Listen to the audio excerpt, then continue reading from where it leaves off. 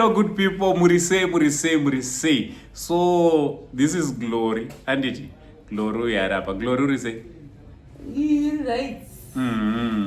Zvaanofana zvaananga. And it. So Glory wewe nasitanga tichida kuita sei? Tichida kutenderera. Kuenda for a walk. Na sisi Glory ndosaka wachena. Ini plan rangu chero ndoda kuti ndiodzere plan rangu kana kuti inyare ingoramba iri secret.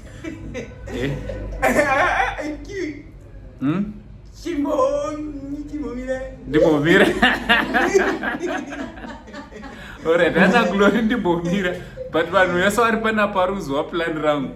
And ini ndoda kukudza chokwadi. Rangu haripotse.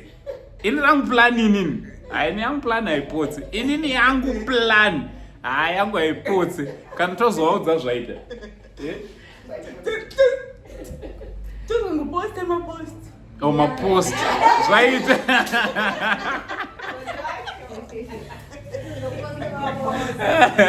Yeah, but everyone here knows what are my plans, and I'm always emphasizing on my plans. And I'm going to eat a chete. I'm my plans. So guys, how does what's gonna mira paduzi kana kugara padhuze nemunhu akanaka so unenge wakuda kuti vanhu vataure something muri kuchiona sechimuko icho chibebi chimoko chidhenja chimoko zesa yega haya pana anonzi yovhona nemusikadzi yovhoni kwozoti mama pana ndowanenge vachididi nekubatsira zvimwe zvinoitwa vanhu vavanto havatonzwi havasi vanhu kwavo. Endes tina ana Chelsea havo vakati one day, but Chelsea mudiki kunyanya haanzwe ndiyo mwana oita TikTok naye ndiri kunyepere Glory. Munhu anokuitisa TikTok ndiyani?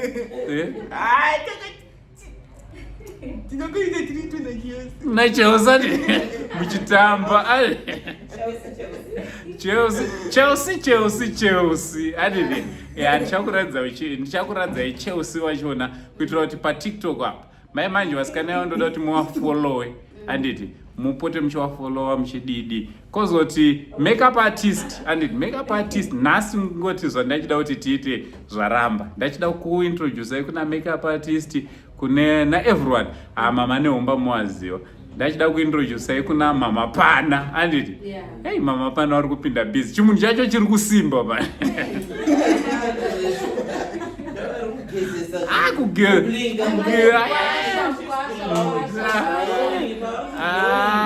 Glory ari kuglowa uyo anditi right ndachida kuradzai futi yovhoni makeup artist anditi naChelsea kuroti Chelsea squared ndachida kuratidzai everyone ndachida kuradzai nhasi but anyway pane zvaungozoita shanje kuti zvisadaro Glory uri kuda kuti kudii nhasi kuvanhu vakakutarisa? Ndoda kungova kwazisa nekutenda nekutsigira kwavari kuita mavideos anditi so very soon kune YouTube channel yani yaGlory nepage ravo Glory. We are working on that. If you'd like to support Glory kuti angara anoitawo izvozvo munobata nhamba dzandogara ichingokupai. Glory mwana wamama nehumba nditi tese tiri vana wamama nehumba, so nhamba dzamama vedu ndo dzataisa papinned comment nedzinenge chibuda idzo. So you can get in touch nesu through mama nehumba. If you'd like to support us nezvatichange tichikupai mutakunanzva naGlory anditi 2026 we are promising mabviravira anditi zvese zvine zvangoitika totouya tichikuudzai Glory touya tichivadi tichaudza ipapa ichizoitika ipapa apa kapecha kanenge kakofuzhinsoka dikidikisobati tichasvika iri kaconfusion ndekani teuche ndekani ndiana moswa ngainange pamunhu Glory ndiana asina kuchaisa uche muridzi wacho ndiani Glory wacho kutaura songomo munhu asiri iwewe itandini takakanga kuchaisa usati takakangana iti ndakakanga ndakakanga kuchaisa uche ani so mangwana uche inenge yakachaja da kuti timboona kuti what's happening musikana achirohwa plus musikana ari kunyanya kugara mumba ndosaka kana pendi yakuchinja musikana ari kuglowa and we can see the glory of God ichibwinya pamusoro pake anditi aiwa zvinoda kutenda chimbokwasa vanhu 1 or 2 uda kukwasa nani ndoda kukwasa Uncle Saint iwe papa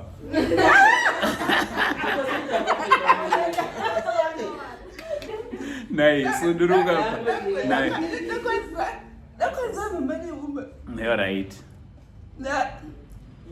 na gogodzorwa all right na mama Juwe na Bishop Musa all right na mai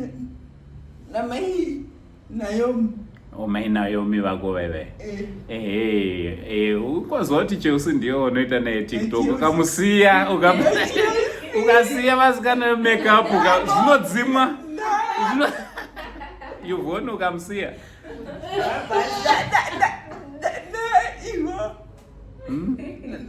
na Ivoni ukangosi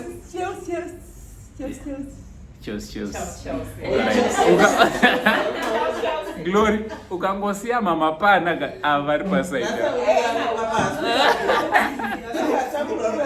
plus onai plus mama pana vamuka makuseni kuchiita sekunonaya vachimhanya utononhonga zvinhu zvako ati musikana ari grateful zvimwe ndezvimwe ka musikana ari grateful musikana ari kufara aiwa baba anditi we thank God. So guys keep on imimi ndimuri kuita kuti musikana ave grateful and please keep on supporting Glory. If you want to send something kuna Glory zvamuri kusenda zvese zviri kusvika kune vese vari kusenda toda kuti thank you so much. Ndanga ndichitoudzwa kuti pane umwe azodai pane handizotaura hedu because tinenge tichiitira kuti vamwe vane vasingada hauzikanwa but vanhu zvavari kuita zviwe ndo zviri kukonzeresa kuti musikana ave grateful handiti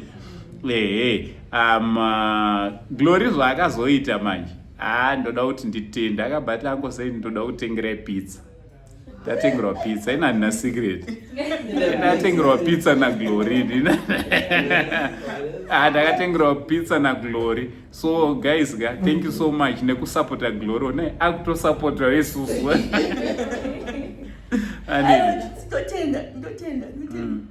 ndotenda vese vari kundibatsira nevamwe vachazondibatsira handiti nevari kutsigira nevese vari kundibatsira panapa handiti tikada kubata vanhu vamwe vanozosara vakatsamwa tongotivese aiwa ini ndafara zvangu zvaita namwari wacho tongotenda futi mwari wacho wamasimba ose amen hatigone kuvakanganwa handiti so tomorrow watch out for a video riri kuuya tiri out naGlory pane zvandoda kuti tiite saka kana usina kusubscribe don't forget to subscribe. Also YouTube channel yaGlory iri kuuya very soon. Anenge angozviitira kuti unhu wake moziva kuti angova nozowandirwa sabheta zvinhu zvingonangana naGlory zvaGlory handiti ndoita sei apa Glory tongoperera panapa here kana kuti vanhu vangoti hai kuvanhu vese vari munomu vana vanhu vari kudzungudza misoro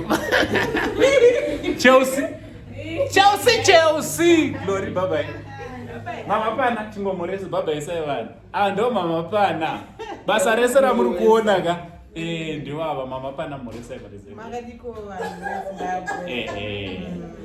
mama pana ndo vanogara paside naGlory right. Saka ini saanko ndine dzungu handiti ndine dzungu wakanaka Thank you. handiti she's beautiful. Just look at her apa she's angry because chiva moresa Magadi henyu unonzani Nanzi Chelsea. Chelsea. Wow, Yeah. Chelsea is beautiful. Thank you. Yeah. Ndiye musikana TikTok. Uya. Vasikana TikTok. Na sister Glory. Na sisi Glory. Yeah. Anditi. So panapa. Hello, Maria Zimbabwe. Ndiani. Ndinoitwa Chelsea. Wazona ndati ndikutaurira wega. Because ndikakutaurira. Uyu ndi Chelsea, uyu ndi Chelsea mukanzwa panzi Chelsea times 2 ndiye Chelsea. Chelsea squared. Yes. Yeah. Right, so inzwai. Mama vedu. Oh my God. Makadi zvenyu, makadi yenyu mose. Tinotenda for the support. Tinongotenda rambai makadaro muchingotinamatira. Zvinoita chete. Ndo mama neumba vava, ndo mama vedu ava. Asikuda kutaura zvakawanda ve. Isi tichitoona tiri kuona twin yamaidhuve ipopa. Ndo tikaona ivo totozoona toona namaidhuve. 2 in 1. Yes. Because vanhu vachona vanofunga nekuita zvinhu zvakafanana. Saka vanonetsa kupatsanura. Right, munhu ari kuita musikanzwa muchiona face yaGlory ichichinja achiglowa.